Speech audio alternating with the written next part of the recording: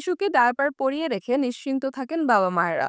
তবে দীর্ঘ সময় টানা ডায়াপার পরে থাকলে শিশুর ত্বকে ক্ষতি হতে পারে। ডায়াপার ব্যবহারের সময় নিয়ম ও পদ্ধতি না জানার কারণে শিশুর অস্বস্তির পাশাপাশি ত্বকে ক্ষতির ঝুঁকি দেখা দেয়। এদিকে শুরু হয়েছে বর্ষা মৌসুম। বর্ষার সময় ভিজে স্যাঁতসেঁতে পরিবেশে ডায়াপার থেকে শিশুর ত্বকে র্যাশ হতে পারে। শিশুর ত্বকে যদি ধারাবাহিকভাবে এই ধরনের ফুসকুড়ি চুলকানির সমস্যা চলতেই থাকে, তাহলে গুরুত্ব নিয়ে দেখা প্রয়োজন। বিশেষজ্ঞরা বলছেন, শিশুর ত্বকে ডায়াপার থেকে র্যাশের এই ধরনের সমস্যা এড়াতে ডায়াপার কেনার আগে অবশ্যই ভালো করে সেটির কাপড় দেখে নিতে হবে। নরম সুতির কাপড়ের ডায়াপারকে প্রাধান্য দিতে হবে।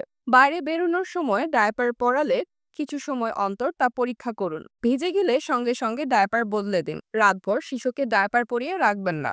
একটানা ডায়াপার পরিয়ে রাখলে ত্বকের র্যাশ, অ্যালার্জি হয়, ত্বক লালচে হয়ে ফুলে যায়। ডায়াপার থেকে যে র্যাশ হয় তাকে চিকিৎসার ভাষায় বলে ডায়াপার ডার্মাটাইটিস। অনেক সময়ই সেখানে ছত্রাকের সংক্রমণও হয়। তাছাড়া ডায়াপারের জায়গায় লালচে দাগ দেখা দেয় অনেক শিশুর। একে বলে সেবোরিক ডার্মাটাইটিস।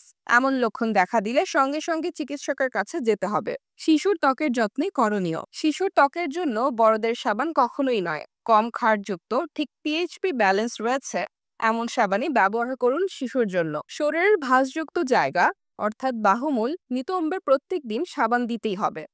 সপ্তাহে 2-3 দিন সারা গায়ে ভালো করে সাবান মেখে গোসল করাতে হবে। সাবানের পরিবর্তে লিকুইড সোপ ব্যবহার করা আরও ভালো। আর পিএইচপি ব্যালেন্স শিশুদের ত্বকের সঙ্গে সামঞ্জস্য রেখেই তৈরি করা হয়। গরমের দেশে ঘন ক্রিমের দরকার কমই পড়ে। সেক্ষেত্রে ভালো কাজ করে বডি লোশন। এটি হালকা অথচ ত্বকের আর্দ্রতা ধরে রাখতে সাহায্য করে। গোসলের আগে শিশুদের তেল মালিশ করার চল চিরকালীন। এতে পেশির গড়ন, রক্ত চলাচলে সাহায্য করার মতো একাধিক উপকার রয়েছে। নারকেল তেল ও অলিভ অয়েল শিশুর ত্বকের জন্য বেশি ভালো।